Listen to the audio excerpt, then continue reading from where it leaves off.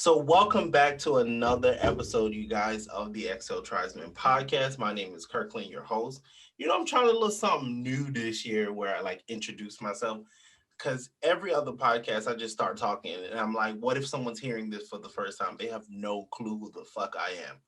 So, I figured I'd start there. So tell the people, well, before we get into who my guest is today, I wanted to do a little bit of an introduction. So I met Jonathan virtually on Instagram. And of course, as if anyone else out there, if you guys already follow Jonathan, you know he has like impeccable style. Even when he's like, I just threw this on, it's dope. And so I, reached out to him last year and was like, "Hey, I want to feature you." And then when you sent the photo over of you in that tux, and it's like a silver tux, it's like a silver pattern tux, and I was like, "Yep, I'm gonna get him on the podcast one day. I'm gonna work the nerve up to get him on the podcast." And then here we go. And look at us now. We're here. We're Right, here. we made it. So tell the people a little bit about yourself. Introduce yourself. Tell them, you know, who Jonathan is, and let's, dive in. Absolutely. Kirkland, first of all, let me just start by saying thank you for having me as a guest, man. I don't get a lot of opportunities to sort of voice over the who and the why behind the Weekender. And I think this is a Really? really good opportunity. Yeah, man. Dude, you would be surprised at like how many people are just following and don't know the background. So I'm definitely excited to do this. See, Secondly, thanks for the kudos. Like I honestly just be putting on clothes, bro. nah, that's a little more than just be putting on clothes. It's a lot of coordination, and now you got the mini me. Y'all be coordinating. It's a little more than just throw on some clothes. This is a concerted effort to be fly. So Too let's sad. not. I'll give you that. I'll give you that. But my name is Johnathan Jackson. I'm from Atlanta, Georgia. Georgia born and bred. So like Oh, true Southern boy, man. Like from the outskirts of it. oh. What part? What part are you from? I would be remiss if I didn't ask what part of Georgia are you from. So I'm literally just west of the city. It's called Douglasville. Probably Oh, about I know 20. where you are. I know where that Yeah, is. Oh, you are born at okay. See, right. when people say, "Oh, I'm not a native, but I've been here a really long time." So when people say, I currently still live in Atlanta. So when people be like, "Oh, they're from Atlanta," and I'd be like, "Oh, where you from?" They'd be like, "Oh, I'm from Atlanta." No, you're not. If you're from Atlanta, born and raised, you're usually from somewhere else, and you're not from Atlanta. You from Decatur, or you from College Park, or you from, like you said, Douglasville, or Yeah. you either way out in Macon, or somewhere, but you Don't bring the 478 into this. But yeah, so like all of my family is from there as well. Most of my folks grew up in like Kirkwood area, so very familiar oh, with Kirkwood. I know where that is too. I mean, it's too expensive for me to afford now, but I know where that is. I know where It that was is. not always that way, brother. See, you can enlighten us, newbies. Look, gentrification is a thing, but we'll discuss that at a later point. So yeah, went to Georgia State, Georgia Tech, and Emory. I'm a veteran, so I was in the United States Navy. Um, Oh, yeah, man. well, thanks for your service. Thank you for your tax dollars because you paid my bills quite a long time. Yes, that is exactly how you get paid. um, and yeah, so now I work at Facebook. I'm a project manager and have been doing that for about 2 years. Um, but to sort of get to the nitty gritty and like why we're here, the Weekender, man, like back in 2016, 2017, I was honestly going through a life crisis Hmm. and trying to figure out who I was. Um, did a lot of soul searching, reading, just trying to figure out like which way was up, and wasn't really coming to a clear answer. Hmm. So finally, I just resorted to a Google search, and I'm like, what is like? How do I figure out what my passions are? Hmm. And the most immediate and top response was like, what do you think about first when you get out of bed in the morning? Oh, And I'm like, okay. okay. So the thing that I devote the most time and energy to, like in a normal non-COVID world, is what the hell am I about to put on today? And Oh, that kind of spiraled into like this idea. Well, if I'm putting this much time and energy into like figuring out what I'm gonna wear, people need to see this shit. Like, they do. And the internet is glad for it, just so we clear. so like, okay, let me start a blog, but I don't know how to do any of it. I'm just like looking at the landscape and saying, okay, these are some folks who I feel like who do it well. Ryan Stiles, NYC, Blake Scott, David Frere, like, just a couple of cats who I feel like we're doing it the right way. And so Uh-huh. I took that model and was like, okay, I'm going to leverage social media, but I know I need like an actual website to point people to. Right. Man, I kid you not. I bought a domain and put together a website in 72 hours. See, that is what I'm talking about. So many people are, and me included, because my story doesn't go that way. Like I spent 7 months doing market research before I actually put out my website. And I had that moment one day where I was like, you gonna do it or you ain't. Like either you gonna shit or you gonna get off the pot. Because it's like after a while you start doing so much research, you start to talk yourself out of it. Absolutely. Absolutely. Because really I wasn't doing research. I was just trying to find something that would make me feel like, oh, I don't need to do that. That's really what I was trying to do. So for everybody who's listening to this, I'll say, please strike somewhere in the middle because Right. Neither one of well, no, I like the 72 hour. Go for it. And you it's like jumping off the cliff and you figuring on your way out. I'm pretty sure every day since that day you figured out how to do something better than you did the day before. I guarantee that. 100% I agree with that. But I think uh, I've been fortunate to have like really great people in my circle who have helped me to sort of leverage like their insights and mine to combine and create something that's like worth visiting. Got it. But I don't think everyone has that circle. Okay, I see what you're saying. For someone who like maybe is sort of going it alone and doesn't have like a whole bunch of resources to reach out to, that market research piece and like making sure you're not just throwing your money down the drain becomes really important. Because at the time I had a little bit of expendable income, so I was like, if I lose however much it costs for this website, I'm fine, whatever. I'm fine. But that's not everybody's story. I see what you're saying. I see now you gotta be all responsible. See, that's that father talk, being all responsible and shit. Like spend that money, figure that shit out later. But he's right. You gotta, moderation. Absolutely. And I mean, in the very same breath, right? Like the space that you're in, which is analysis paralysis, right? Like you got to make a decision.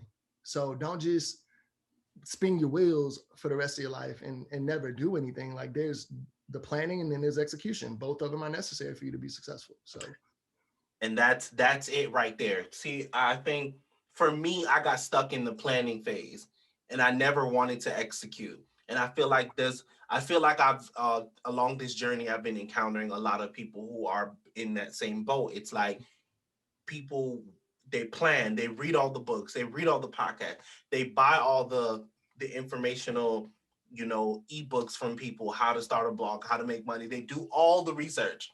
It's like they are career students, but they yeah. never want to actually take the experience that they learned in school, so to speak, and go look for a job. Hey, look, if you're having trouble getting started, bro, just give me a call because I will pull the trigger for you. Ain't no problem. Ain't no problem. But yeah, so started a domain and very quickly realized like, oh shit, I don't know how to build a website. Oh, So reached out to some friends, sat down for about a 3-hour session, and we got like the initial like skeleton of the website put together. I'm like, okay, okay. I need some support. So I reached out to another guy who actually worked with me at like not only work but in school, and we sort of did the refinement piece because having a website and not being able to capture data doesn't make sense. So No. like I think those two things combined sort of have helped me to like shape the way that I approach my audience. So yeah, did that back in 2017 and have been engaging or generally engaged with the same photographer over the course of the entire existence of the Weekender. So like he and Oh, I hit it off, and it was really sort of a value proposition thing. And I think this might not work for everybody, but it definitely worked in my situation. Again, dug into my network, reached out to a photographer. He was like, yo, I can't do this, but I know someone who can. So reached out to the second guy and I'm like, hey, Don, look, have a proposition for you. You're a new photographer. I'm a new blogger. I don't have, you know, $1 million to just give you on a regular cadence. But what I do have is a gift of gab. And I know that I can leverage my gifts to make sure that I send you more work on a residual basis. okay. So the value add for you engaging with me isn't dollars and cents that you're going to see directly from me. It's Mhm. follow on business that I'm going to continually shoot you. And I kid you not, Kirkland, bro, I sent this man $15,000 worth of work a year for every. See, and I want to get into that. You see, that's actually one of the most important topics when people are first getting started, right? It's the conversation that's always had about, okay, like how much work do you do for free or how much, but the way you proposed it is a way that people never usually propose it, where they say, I can't pay you per se, but I'll make sure you get paid. It's Absolutely. like it's always, oh, do this for me for free, and then what do I get in return? Right. Absolutely. And like it's not just the conversation, right? Like I think he and I sat down and I explained to him what the vision was and like the value play I was going to try to make to other people. And it was a buy-in situation as opposed to me just saying, hey, do this for free and then I'm gonna get you back. No, no, no, no, no. Because you have to deliver on him seeing results. If he hadn't seen like the residual impact of the work, it would not have lasted as long as it did. The reason Right, why we severed ties is because I now live across the country. I live in San Francisco. He lives back in Atlanta. It doesn't right. make sense. But like the very next day, I'm taking him out with me. Like we go do a shoot and then we went out to a happy hour and everybody I bumped into at the happy hour, I'm like, yo, this is my photographer. You need somebody to shoot? He got you. Yep, And that's it. that turned into him being booked for events, homecomings, clubs, like induction ceremonies for E100, like everything under the sun that was like an extension of my network, he now had access to. Access to. So See, it's that's it right it's the access piece. I'm not like I know I don't have $15,000 to give you out of my pocket, but I know I can find it for you. there. Hmm. And it's going to come in the form of several different types of events and meeting with people. All you have to do is show up and do you. If Hmm. you show up and you deliver the same kind of quality that you give me, people will rebook you, bro. It's Yep. not a problem. Nope. And I have no issue with you getting money outside of me. That's another thing because people feel like, and we gonna pause for 2 seconds because Kirkley raised his glass, so I gotta raise mine. I mean, cause like that's it. Like this is what happens when you're a student of the game. But continue. I have no issue with you getting money outside of me because it was never about inhibiting your growth. I want to see you succeed so we both can be successful. Right. That's Let's just communicate. Let's just communicate. Tell me what you need so I can make sure we get it for you. That's simple. mutual beneficiary things are all right up my alley. That's my thing. It's like, how can you and I both win? I think I took away that concept very early on. I always understood it to be true, but I think what happened is later on, Issa Rae gave me the language when she said that most times people, when they're growing, trying to grow and be successful, they always looking ahead of them instead of looking to the left and the right of you. And when she said that, it gave me the language to be like, that's exactly what I've been doing. I always look to the people who are coming up with me, like what you have, what I have, what you have, how we can put these three things together and Absolutely. create a masterpiece. And so we each can grow financially and grow, in our respective fields. So the fact that you are telling this is like just a stamp of like I'm thinking the right things. Bro, confirmation is so critical in life. Like there's I think there's no sweeter moment than having a conversation with someone and then that same topic and the same response surfacing in another venue. Like, Mm-hmm.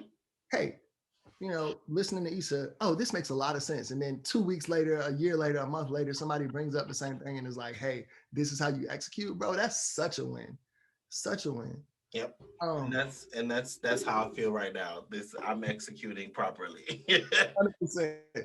100%. So yeah, like work with the same photographer for the majority of the existence of the blog. I will say that like that delivery piece, like delivering on what you said you would do is so critical. And I know I've already said that, but like That's in how my critical it is. You have to say it again. bro, it's so critical, man. Like in the conversations with the sponsors that I've had, like I've always introduced us as a package deal. Yep. So hey, Yep. yes, I'm the face, and yes, I build the written content, but this can't happen without this person. Without the And visual content, and this person is responsible for that. Yep. absolutely, and even furthermore, this is someone you should be considering to help you manage your visual content. Because the reality is, Oh, if you're reaching out to me, that that means means you already like the visual content. absolutely you see something in me that maybe you're not getting already. I can't like, bro. So one of the sponsors that I previously worked with, and I feel like maybe we're not at this point in the conversation, but let's just dig in. Oh, go ahead. So we had an initial discussion in store, and I'm like, hey, you know, I don't need to be paying full price for your products. Just Like like that, straight like that. that's I don't know if that's the best approach. Hey, listen, go for the kill. Sometimes it's the winner. Honestly, like kicked it off that way, and the guy, like brother of color, he just laughed hysterically because he was like, you know what? I do see you in here a lot. And I'm like, okay, cool, we good. Who do I need to talk to about getting this discount? And he was like, oh, well, you might be able to talk to the marketing manager, just see what he says. He gives me the marketing manager's phone number. I call him, leave a message. He calls me back like 2 weeks later. And he's like, look, um, I think it makes a lot of sense for us to engage with you, but we need to have like a really clear pathway for how that's going to look. So you put together a proposal and you come sit down with me and like my team, and then we'll just talk. Oh, oh. And it seemed like a really informal discussion, Mm-hmm. but me coming from the industry that I was in, which is consulting, like I know that you might just pull in whoever the hell you want to this conversation. So I put together a presentation deck, and make sure I had like all of my numbers and metrics ready to go, so that when they asked those critical questions, I was ready to sort of just spit Mm-hmm. info. I don't know if any of y'all are Greek out there, but I'm talking about I pledged me. Like, Right. I know so much about my metrics and who my audience is and how it all breaks down that when somebody hits me with a, well, tell me how this is going to land with your women base. Okay, well, women are 46% of my overall base, and as a result, this is how many of them are engaging with my content on a regular basis. So let's say my engagement rate is, I don't know, 36%. Mm-hmm. We'll break that down. These are the numbers. Like when you can give them that level of detail, they're Mm-hmm. like, oh, he's about his shit. And he knows it, right, through and through. And ironically enough, I go and sit down for this meeting, and it's not the marketing guy.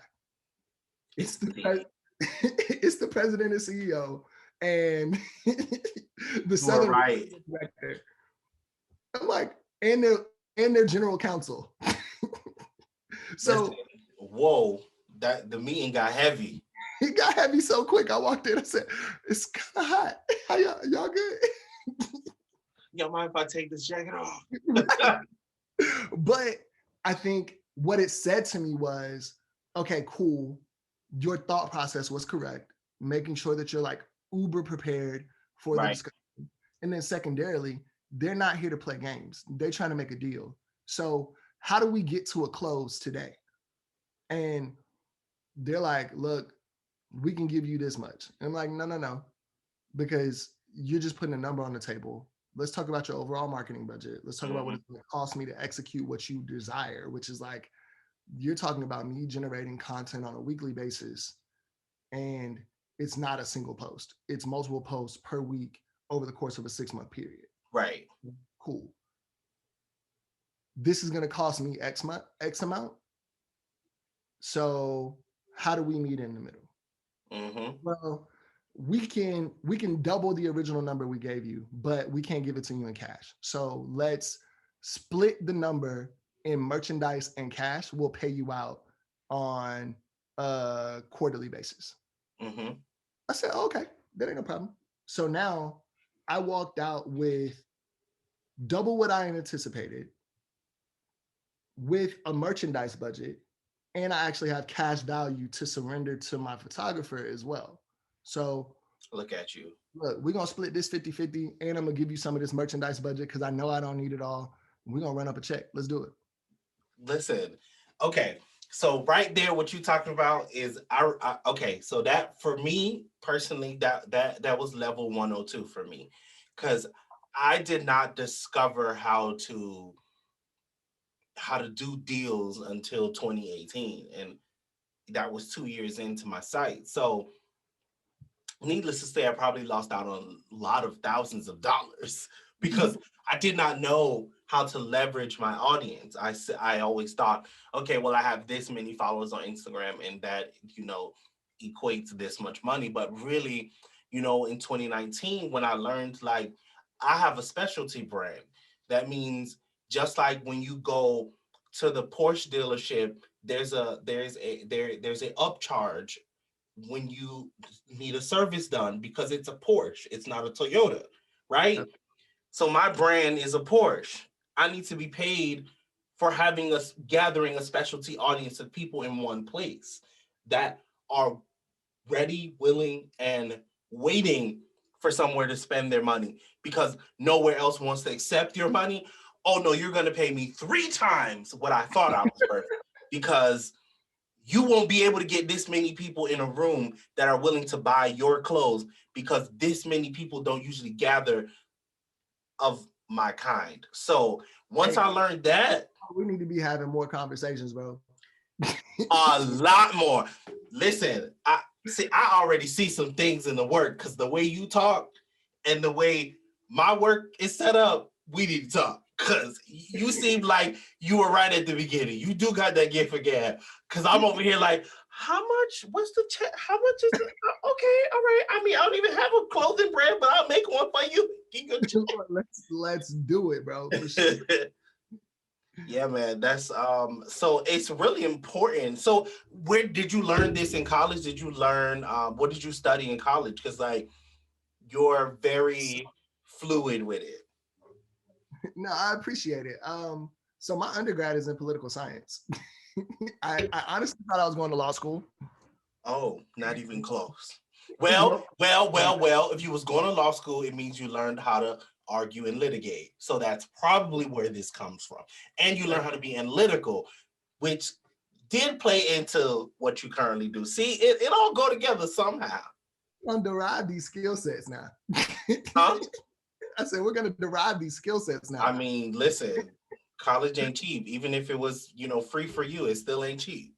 For sure, for sure. So like what I think what pushed me over the edge and like really positioned me to start to engage in these conversations is like my first what I consider like big boy job. Um I was yeah, bro. I was working for Deloitte doing consulting work, Oh, and it does showed me. everybody at Deloitte do consulting? Because that's all I have. You only hear Deloitte with consulting and website management. That's it.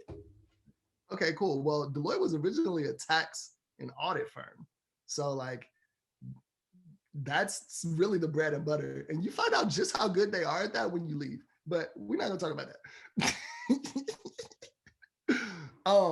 But yeah, so consulting is a really big arm of the work that they do now, and I think what it taught me is to anticipate needs in a way that like I hadn't ever considered before.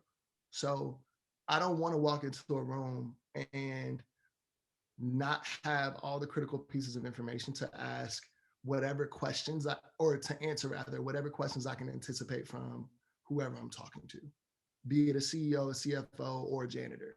Like, Got it. how would they think about what we're about to discuss? What do I anticipate they think they're going to need? And then how do I sort of 10x whatever that expectation is? And so it led me to like truly analyzing every conversation and trying to think about how to frame it and what the conversation looks like and how does it play out and what do I need to plug here to make sure that they understand that I get it without being so overt in my response that it's like, oh, this guy has no couth, you know, like Mm-hmm. those are the sorts of things that I'm constantly thinking about, and it plays out in my personal life and my professional life as well as with the blog. So, just learning that skill set, I think, is something that is super intangible, but very, very valuable in the long term. Very, because right now it's more important now than ever because I feel like as we've moved, I don't know where we are. It kind of feels sometimes, some days it feels like we're in the middle of the pandemic. Some days it feels like we're at the beginning. Some days it feels like we just started yesterday. I don't know. But like, I feel like it's more important now than ever because brands budgets are getting tighter and tighter. So you Absolutely. have to be able to, I mean, for lack of a better word, like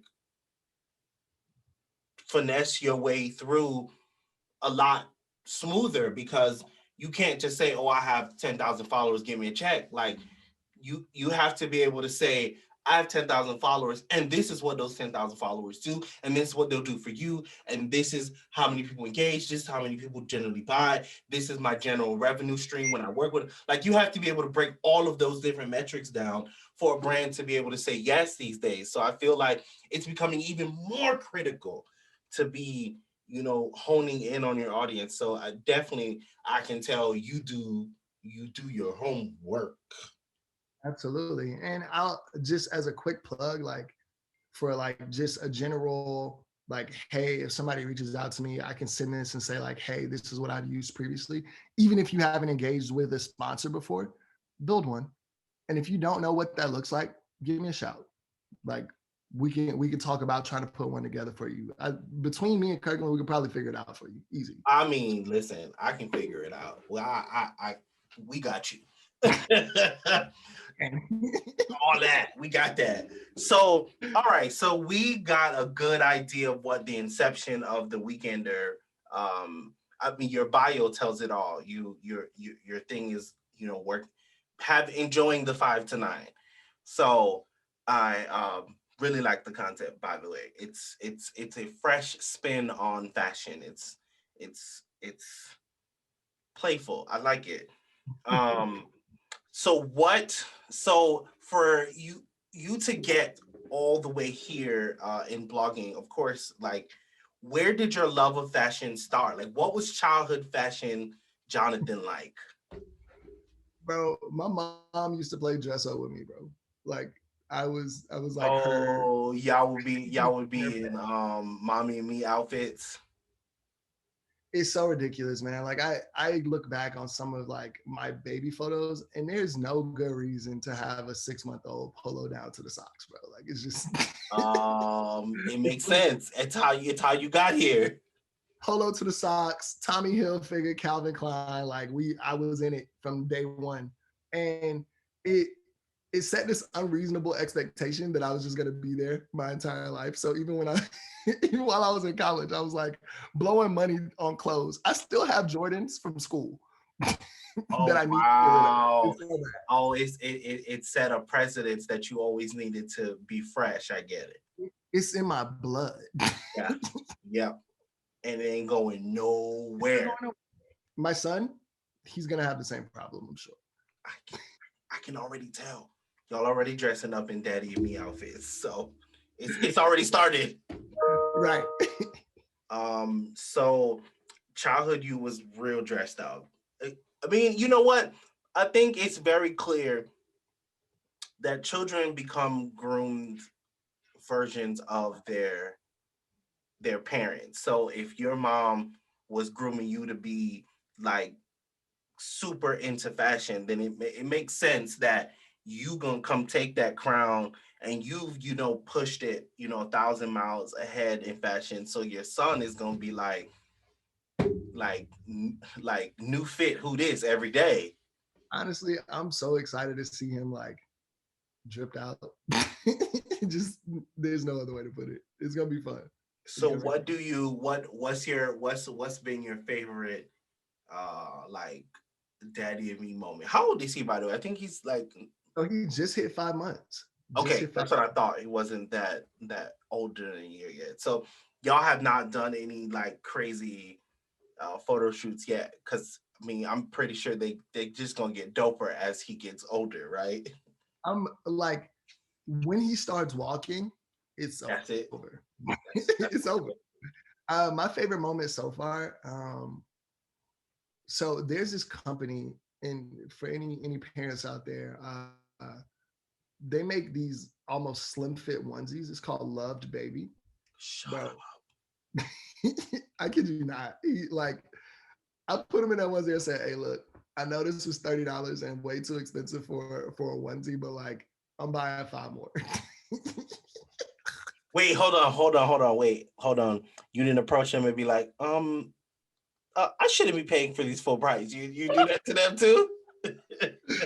But I'm not in the store. But no, for real, I'm down to have that conversation. I always like make sure I tag them on my posts and reach out to them and let them know like, hey, look, we're wearing your clothes. And they seem to always engage with me. I just don't know if they're open to partnering as of right now. So it's worth having the conversation for sure. But See, him, it's in the air. It's coming. we're gonna work it out now. We're gonna work it out. Yeah, it's coming. Okay. So I found the picture that I wanted to talk about. So this season 4, I wanted to talk. I pull up like one of your, well, what I deem like one of your really great posts, and so I wanted to know the background story of it, because I thought to myself, I'm also a photographer as well. So I'm both in front and behind the camera. So one of the things I know is that there's always a story about how a photo comes to life, because it's never just snap and get it. There's always something behind the story, whether like, your shoe happened to fall off and I snapped it and you liked it anyway, or like there's always some crazy story behind how this photo came. So this is the photo that I wanted to know, how did this photo come to life? Oh man, that's that Cafe Intermezzo in Yes. Atlanta. Um, bro. So look, I'm about to give some cheat codes, and maybe this isn't like I don't know the most couth way to do this, but whatever. So the shirt that you see in that photo Uh-huh. is from it's either Barney's or I'm gonna say it might be Michael Kors. You tagged a few brands in here. I know Tom's is shoes, Ray-Bans is the glasses. So it's Mhm. either Michael Kors or Bloomingdale's. It's Bloomingdale's. That's what it is. It's Bloomingdale's. The shirt is from Bloomingdale's. So um my photographer and I were like trying. So at this point, we were sort of mature in our interactions. And like, look, we can't shoot every day. We can't shoot once a week. That's like too much. And it's taking time from both of our schedules. Hmm. So when we link, let's just try to knock out like 4 to 5 shoots at a time. Got it. So this particular shoot was like number 5 of 5. Oh, so you were ready to be done. See, people I was, don't know. After your third look, you over it. I'm over it. bruh, and like everyone has like their telltale signs that they're done shooting. And mine is that I get like really silly and I don't be worried about the camera no more. Okay. So, bro, I kid you not, like that shoot, I think we had maybe 100 shots. And of them, probably 20 of them worked. Right. And there was a lady who was there watching us shoot and was like, "Oh, can you take some pictures of me?" What? in the middle of us shooting, bro. And he looked at me and I looked at him and I was like, do what you want to do. Because at this point, I'm over it. If you go to the page, there's like photos of this random lady that we posted in the post because I'm like, well, I'm not just gonna waste these shots. And Oh, they were also, good. well, they were good shots. I don't recall how she looked, but the shots themselves were good. Got- Look, I see what you did there. not my cup of tea. I see what you did there. But like the reason why I focused in on like the Bloomingdale's or Barney's thing is because after the fourth shoot, I realized I didn't have a shirt for the pants that I was about to put on. So we ran to Lennox and bought this shirt. And I was like, I mean, it's dope, but I don't really want it. Oh, I know what you're about to say. Every influencer does that, just so we clear. Most influencers do that. I took that shirt right back to Bloomingdale's and got my money back. Now, I haven't done this a whole lot, but like I've had instances where I've asked someone to be featured and they pull up and just have on some straight bullshit, bro. Like, and like, I'm sorry, this being real. And like, it's, I try to do a screening process before I ask someone to be featured. So I'm like, hey, it's the honesty for me. It's like I'm just being real. Like if I ask you to like do a feature with me, come dressed to the nines. Like do your best to show out. And even furthermore, like seeing that happen has forced me to think critically and be like, okay, cool. Send me some pictures of what you thinking about wearing before we even go into the shooting phase. Like tell me what you about to put on. But I've had people pull up and just like not have on anything worth shooting in. So I mean, there have been a time or two where we ran to the store and I just put it on the cart and whatever you didn't sweat through, I took it back. And whatever you did, you kept. It just is what it is. So I mean, that's You the know story. what? That's life. I'm trying to get to where you are in life, just so we clear. I want to be where you Hey, are. bro, look, it was not my choice. I did Hey, not want to put it that way. the fact that you had the ability to do it is where I'm trying to get in life. I do. Actually, it's funny. I want to take the brand a little further places. Actually, number one, I definitely want to do a lot more features, but I want to feature. I want to do a lot more original photos, but you know, a lot of time the people that I want to feature, they don't necessarily live in Atlanta, so it's Yeah. hard to do. But I definitely want to feature a lot more people that I shoot their original content. Number one, number two, I definitely want to be able to style them too. It's just I'm not there yet, but that's one of the things I'm working on. With my Let's little talk. I have a bunch of ideas of how to do that remotely. oh Yeah, let's talk. will do. I never thought about that. So I wanted to know. So of the 20 shots you picked, you only put one on Instagram. So how do you decide how many go in the blog posts? That's something I'm struggling with. So I want to know what other bloggers, how do they navigate that? So no, I think that's a totally valid question. So you're like the calculus for me and what I'm trying to balance is how much of this do I expose to the public? Mm-hmm. How many people do I envision coming to the actual blog post versus just being on the Instagram page Mm-hmm. or whatever other page you're facilitating? And then how do I keep something in the hole in case I'm missing content for a week or two? And like Ooh. what I will say is like over the past, I don't know, year, my content has been pretty sparse and it's because there's a lot of life events happening. So like A COVID, lot. COVID, I had a son, like I'm married, like these things are like very real life events. So Very. things kind of been on pause. And but like once I'm back to my normal cadence, there was a post coming out every week at a minimum. and if not multiple times a week. So you have to have like in your mind what is not even in your mind. You should probably make a content calendar. Just being real. Yep. Yep. Fortunately, That I agree with.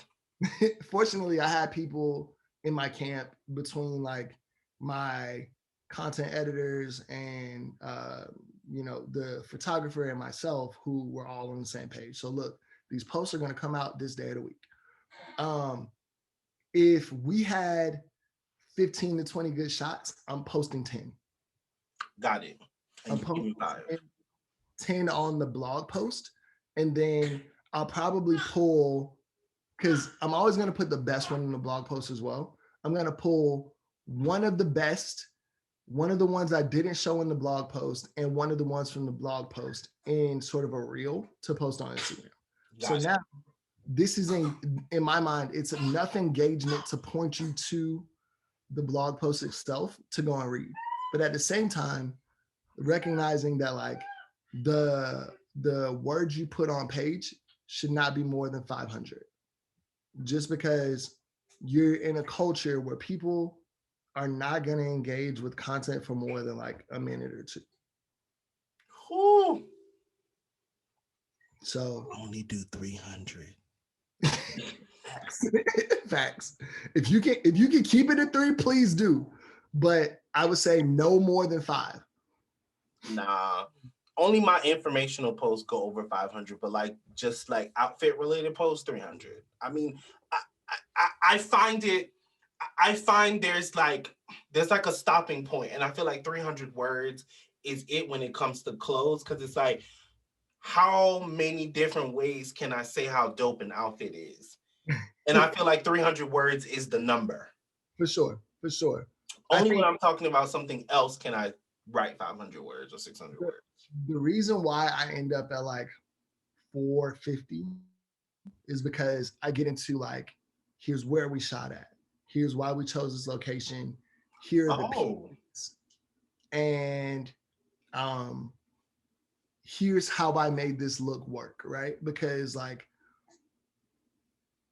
almost 90, I would say probably 80 to 90% of my closet is like custom tailored. oh, So oh. we're not even talking about like you can go buy this off a rack. Most of the time I can't, because I'm 6'7", 280. Like I'm not gonna find clothes that fit me. So when I find something that works, of course I'm like, yeah, let me get that. But when I find something that looks good, I usually buy that joint like 2 or 3 sizes up and then go get it cut to fit me. Oh, So really? yeah, absolutely. I don't have a pair of jeans that are not tailored right Whoa. Okay, that's a lot of pressure. now. Who can live up to this? See, your mama got you started, and now you just, this is unrealistic attainability. We can't be out. Listen, we can't be out here telling sir, I have over 700 pairs of shorts. You think I could tailor every one of them? Look, where there's a will and a tailor, there's a way. Man, it's crazy. You know what? And you're in How many Atlanta pair of jeans you got? right now, 23. Okay, think about this too. You also, tailoring every pair of jeans means that you're not allowing your body to do anything This is outside of the tailored look. That means you can't gain or lose too much weight. this is very true, and it it bites me in the ass sometimes, but I'm pretty sure it does, because it dad is bod what, is loaded. bro. And coronavirus is a thing, and folks been around eating, Eating good too. eating good. But I think that like my order of prioritization is like, have I achieved the aesthetic that I'm looking for? Mhm. And I can't, like, I legit cannot buy that aesthetic off the rack. It makes sense. I mean, you are a 6'7". You are 6'7". That's, buying off the rack is almost nearly impossible unless it's made for a tall person. and very rarely is clothes made naturally for tall people. So therefore, I totally get that part. But I just like I'm just imagining to myself. It's like so the cycle from purchase to wear is like got to be at least a month because you buy it, you have to go get it tailored, and Yeah, that takes a week or two. yeah, Yeah, every time. And like cheat codes, right? Like I look for things on sale. So makes like sense. Levi had a really big sale. So I bought, and I also say this, like these high-end brands of jeans and stuff, I don't buy them. Like I could afford a pair of Amiri jeans, but like it's not like it's no, because I'm gonna spend that kind of money and it's not gonna fit me the way I want it to. So I'd rather just stick with what I know and make sure I can go get that cut, right? So like Hmm. I know that it's gonna take $20 worth of tapering to get my jeans to fit the way that I want them to. Right. So spending, I get it. So if you spend $20 less on the jeans, then you get to even yourself out. Right. Makes sense. So I hit that Levi's annual sale. I bought 6 pairs of jeans. It cost me like, 250. And then I took each pair of those jeans to the tailor and said, yo, cut them. And that was another 120. So I got out of the door for like $340. And sorry, my math is off, but whatever. That's fine, but that's like 30, that's like 40, $45 per jeans. That's actually not bad. It's not bad at all. It's not bad at all. But like, if you aren't willing to take the time, like when I see things on sale, even if I don't have like $1 million to throw at it right then, I will sacrifice in the moment because I know that like it's better for me to spend $50 on a credit card than $300 in my actual cash. Correct. So you get it when it's on sale. Yeah, absolutely. And then I'll just go get it cut when I get a chance. I had a pair of jeans sitting in the closet for like 4 months that I didn't touch. And I wanted to wear them so bad.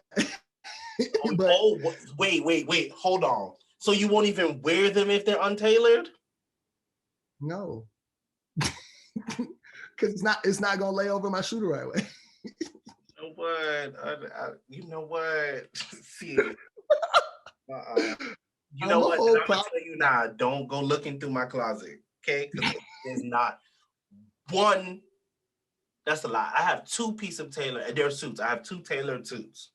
Okay. That's about it. Now, what I will say is like I have been doing a little bit of exploring and trying to find like ways to sort of beat the whole tailoring issue because especially in COVID, like I don't want to go anywhere I don't absolutely have to go. To go. Right. So like watching Devin on deck and Oh, Dev, listen, that man right there, I appreciate him. everything.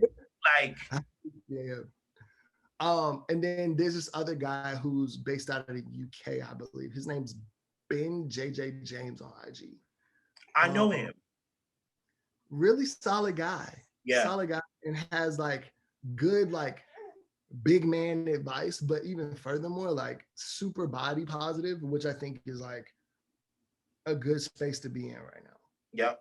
Agreed. So Agreed. between those two people, I kind of like am finding cheat codes for navigating this COVID space and So you still get learning how to like. clothes.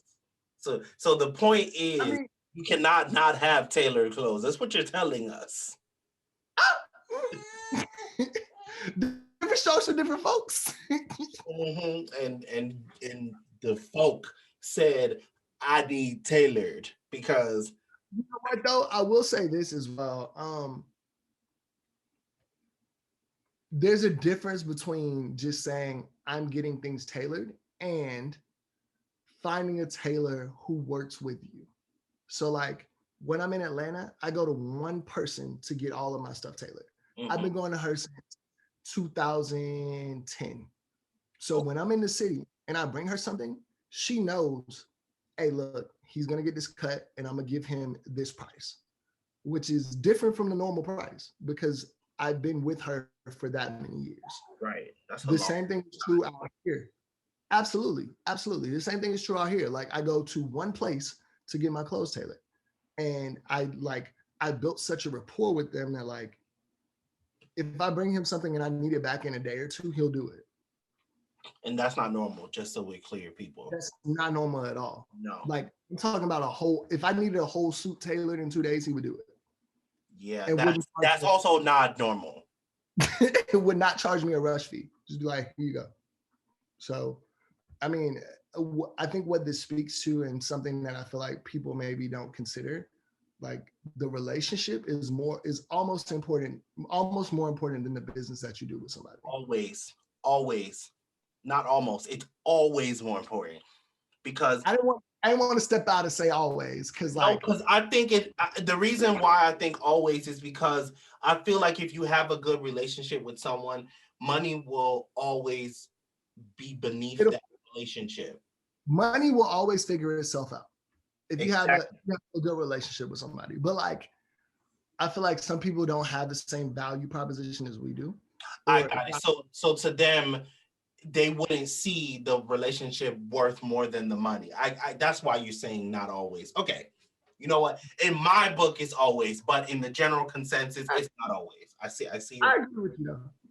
I agree with you. I've been enlightened here today, people. I've been enlightened. Now I want to move into a new space that's new for you, but new for me as well.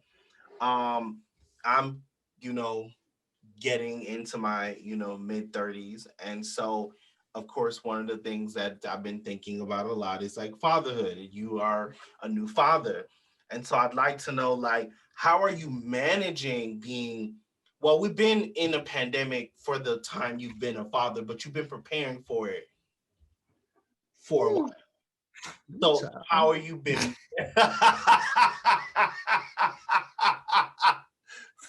Well, I think that might have been the first answer to my question. But how have you been managing fatherhood while being an influencer, while being an employee? Like, how are you been doing it? And running your own business?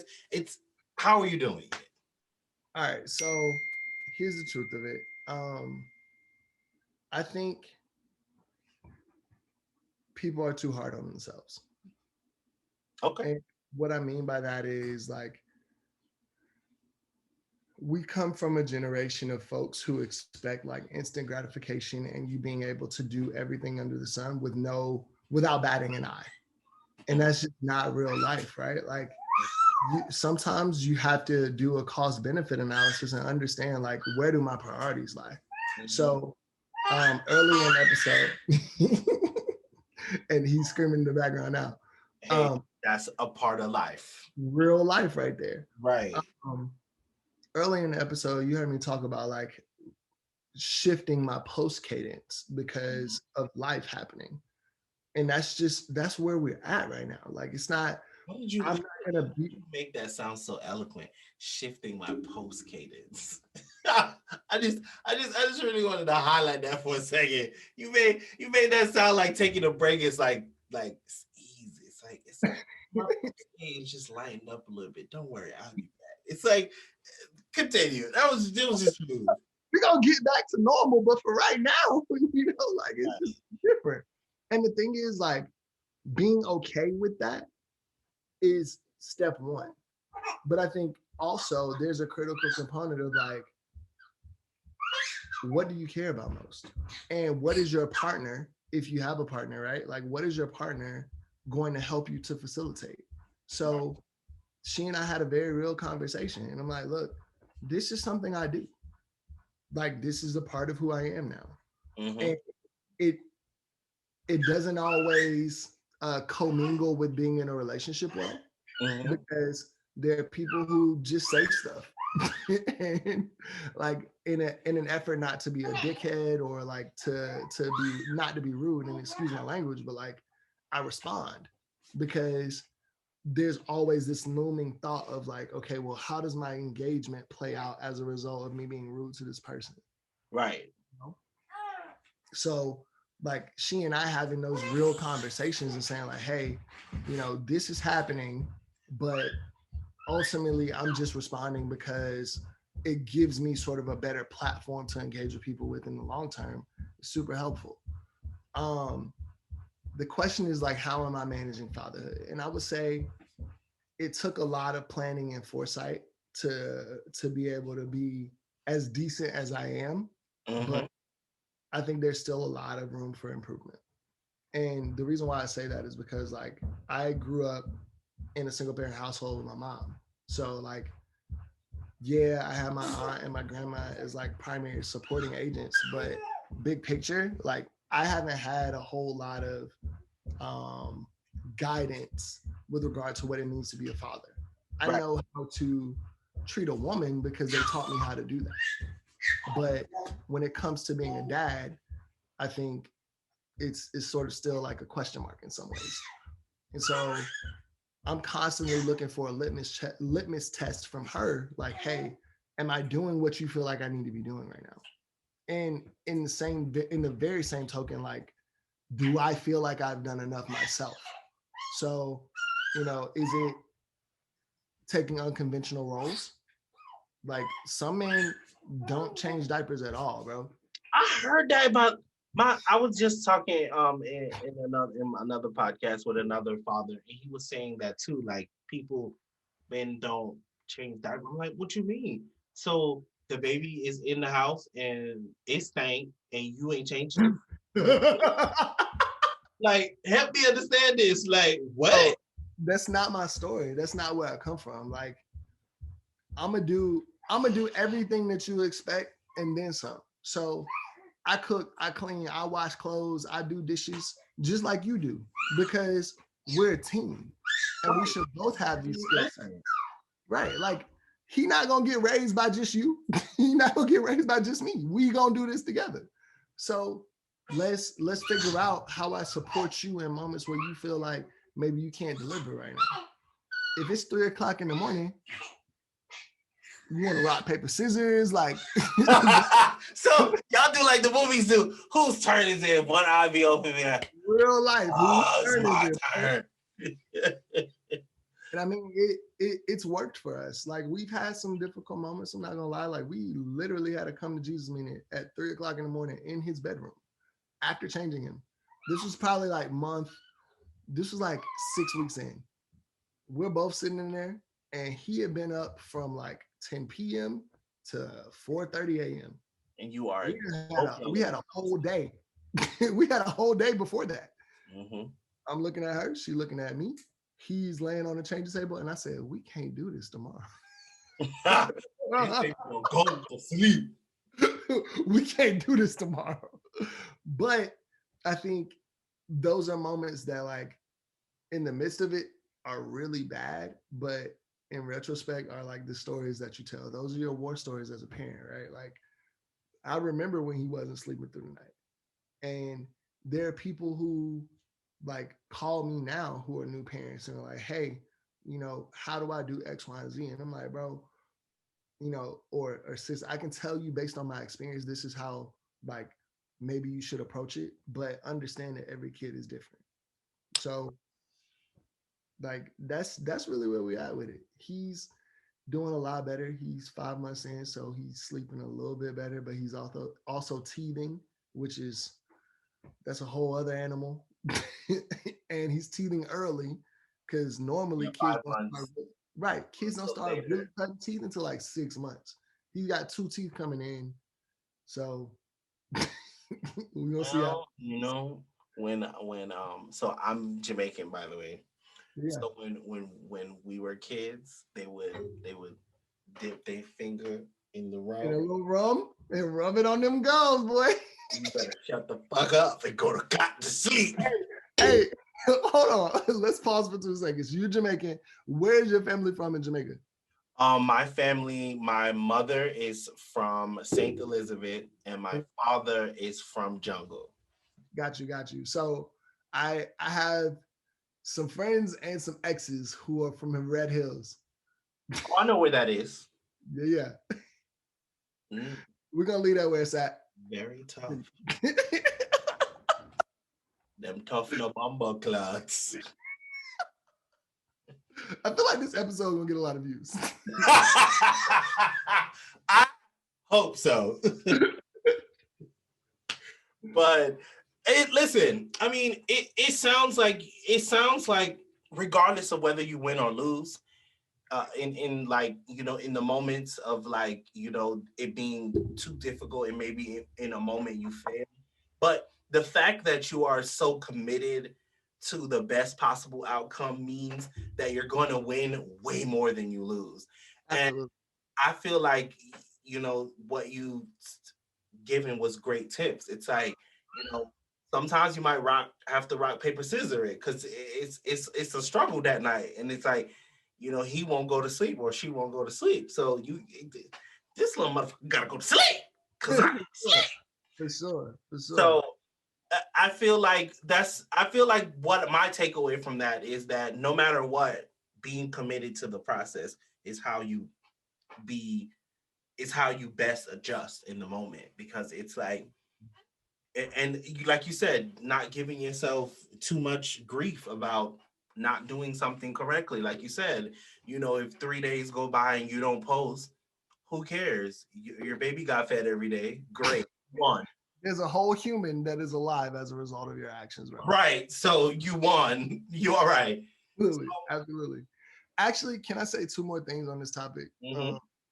One, communicating early and often, I think, is the best advice that I receive and now give to like new parents. And what I mean by that specifically is like, even if you know that the plan is not going to work out the way that you want it to, having the conversation from the gate about what a potential plan could look like gives you a baseline to start from for how to address issues. So like, Oh. um, assume that you're adopting or assume that your significant other is pregnant. Having a conversation from the gate about like who's going to change diapers in the middle of the night, who's going to manage household work, how are we going to like manage the bills, when are you going back to work, like these are things that people don't manage or don't really consider from the gate, but I think are really critical issues and Got it. could cause turmoil in the long term if you don't have an idea of like what's going to happen, because everyone has different expectations. They do. And a lot of times people don't tell you what those expectations are. And then you don't live up to those expectations. And then they get really angry with you and then want to cuss and do all these other kind of things when you did not tell me one drop of this expectations you expected So because I was supposed to know. you took the words out of my mouth. Unrealistic expectations or undisclosed expectations and expecting you to live up to them. That is a recipe for disaster. The second piece, and this may be an unpopular sentiment in the Black community, but I'm going to say it anyway. Bro, we have been in counseling for several months. And it's not about like us having issues per Mhm, se. It's about, because like we really haven't brought up many, if any, issues in counseling. mhm, It's about having an objective third party to have a conversation with in mhm. the event something does arise. Because if we can't come to a consensus, ain't no point in us being mad in this household for 12 years because we couldn't figure out a solution. When there's someone that could have helped you figure out a solution 11 years, 9 months, 3 days, and 67 hours ago. Let's just talk. Let's just talk. Let's talk. Listen, I am and it's interesting you talk about that. So 2021, the site I've done like a slight change. So it's still about fashion, but I I I sprinkle in one mental health post a week.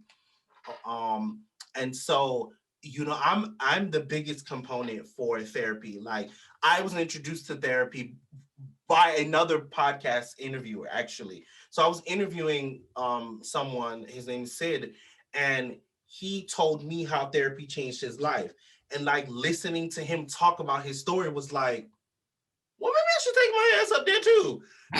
And it went just like that. And I went to therapy and I've been in therapy for a year. And it's like, how did I live without this? Wait, how Right. does anybody live without this? Wait, everyone should be doing this. Sign up now. Like that's how I think now. So Yeah. listen, I love the way you framed it because a lot of people think therapy is all about digging into childhood trauma, and Yeah. really, it's not. It really does help manage your day to day activities. Like sometimes, like for example, yesterday in therapy, right? I told my therapist that I bought this expensive ass riding bike because I want to I don't really want to lose some weight, but I really want to focus on my blood pressure. It's a little high and I want to get it down. So I Yeah. said I was going to start doing more cycling. So I bought it in December. I've been on the bike maybe like 5 times. And I'm like, I can't get on the bike. And so he was asking me like, what's your deal with workout? And I was like, I don't know. It's like, I told him like, I can be committed to this brand because it's bigger than me. And then he said, but what's bigger than you? And I Mm. was like, what? He's like, what's bigger than you? And that's not gonna hit everybody the same way. When I tell you he hit me like, bomb. I said, hold up, man. I don't like you right now. But I hear you, bro. Like, what, like, you formulated this conception of something that is like, quote, bigger than you. But what does that actually mean? Like, what does it mean for something to be bigger than you? Yes, and he's like, who's gonna push this brand if you drop dead and die tomorrow? I was like, whoa. I was like, mic drop, just like that. And Critical questions that you don't like, you generally, one, don't consider, but two, don't have an answer to in that moment because you haven't even thought about that shit. nope, Like, not at all. bro, And he was saying you're thinking too much about the end result. Just just so do it. I wrote down, he told me to write it down. So I wrote it down. And he says, get on the bike and figure out the rest later. That's Because it. it's like I'm always thinking about, oh damn, I don't want to get on a bike because I'm gonna have to ride for 30 minutes. And he's like, you thinking about the wrong thing. Get Yeah. on the bike and worry about it less. Even if you want to start at the bare minimum and you want to ride for 1 minute a day, I promise you, 1 minute will elevate to 2 minutes. 2 minutes will elevate to 3 minutes. And eventually you'll find your way at 45 minutes. And at that time, when you find yourself at 45 minutes, you would have found enjoyment in the bike. And I was Absolutely. like, all right, cool. So I wrote that note and I put it on the bike. So every day I have to see it, get on the bike and figure the rest out later. So I am the biggest component of therapy, okay? Because it changed my life. I'm here for that 100%, bro. So go to therapy. So actually, you just answered my next question, which is what is some new tips for new fathers? So Absolutely. maybe we'll add that into that, making counseling a component of the relationship because it is going to help you be a better father if you have clear set boundaries, if you know what expectations are expected of you, and and then you can deliver like you said, like if you know I'm changing the baby's diapers Wednesdays, Monday, Wednesday, Friday, then you know how to plan around that. But when you watch movies and the wife is waking up the husband like this to get up and change the baby, and the, the, Absolute worst. That's the absolute worst, bro. the fuck's happening here? I'm trying to sleep. Fuck you doing? Right. Absolutely. So Absolutely. yeah, I And go ahead. the other piece of advice I have for like dads in particular is like, be willing to do the research as well. And what I mean is like, moms just, and I'm gonna just scientific terms, right? Like, moms just had an entire organism removed from their body. Yep. So like, it's in all, for all intents and purposes, it's a parasite. So you had this thing removed from your body, and there's an attachment to it that moms immediately feel. And I don't know that that's always true for all dads, right? So Mhm. moms are invested in most situations, and I know I'm putting a lot of caveats in here, but like, having done just a moderate bit of research, like, I Mhm. know that there's different emotional aspects to this. Um, but most moms have like a really clear and defined attachment to this new human being that's on the face of the planet. Right. So they're investing in that person's development and trying to make sure that like whatever they can learn to make sure that person is successful in the long term, they do. So reading mom blogs and what to expect when you're expecting, and I don't know, every book under the sun, like are things that moms instinctively do to try to make sure that their actions are commiserate with the desired outcome. But I think in a lot of instances, like we as dads drop the ball with investing that same level of effort into understanding. And so don't just depend on her to provide you an answer for like what you should be doing. Right. You should Go be coming to her saying, hey, I done some research. Like, I'm pretty sure one of the conversations you have to have is like, are you going to use bottle milk or are you going to breastfeed? It's like, and like understanding like what are the health benefits doing one versus the other? What does it do to her body? Maybe we do a mixture of both because it's like it hurts. I don't know. Maybe I feel like it with her having someone suck on your titty for hours. Like I feel Good so like point. like can we do a mixture because this pain is painful. Yeah, yeah. So, I mean, that's just my 2 cents. It's not gonna work for everybody, but that's where I'm at with it. Okay, well those are phenomenal tips.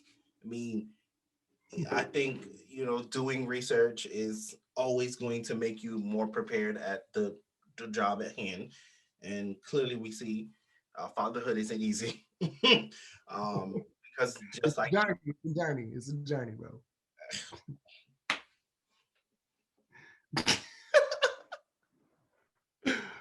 I'm over here like I'm over here like one thing I thought about, and this is like super selfish, but I thought about I was like, damn, if I had a baby, I'll have to give up my office, and I don't like that. I was like, we'll just buy a bigger house. I'm not. My favorite to this day, like anytime I get on a call where she's like, I just love that you take all your calls from your son's room. I'm like, man, if I had another choice, I promise you I would not. Oh, I would be somewhere else, but I'm not. But I'm not. We in a 2-bedroom apartment right now. It is what it is. You got to take them from in there. Makes sense. Okay, so as we wrap this thing on up, I want you to plug all of the things you have coming up down the pipeline, what you can talk about, plug your site, plug your Instagram, plug anywhere you want the people to see you at, because after this conversation, they need to see you. I love it. I love it. Before I close out, again, Kirkland, just want to say thank you again for having me on. This has been fantastic. I'm gonna keep it real simple for the plugs. So Instagram, Snapchat, Twitter, Facebook, all at the Weekender. That's at WKENDER_. Um, and the website is theweekender.com, spelled the exact same way. Wait. I have a question about that. Where did you come up with the spelling for the weekender? So I wanted it to be WEEKENDER, Okay. which one was already taken on Instagram, but two was way too close to the weekend. And I feel like was going to cause confusion. The So artist? was that, yeah, the weekend Artist? artist. Yep, the Okay. artist. So the way he removed the e's from the back of the words, I removed from the front of the words, so Got that like it made sort of an analogous spelling, but not exactly the same. Also, I feel like I didn't say this, and I just want to say this. it. Mm-hmm.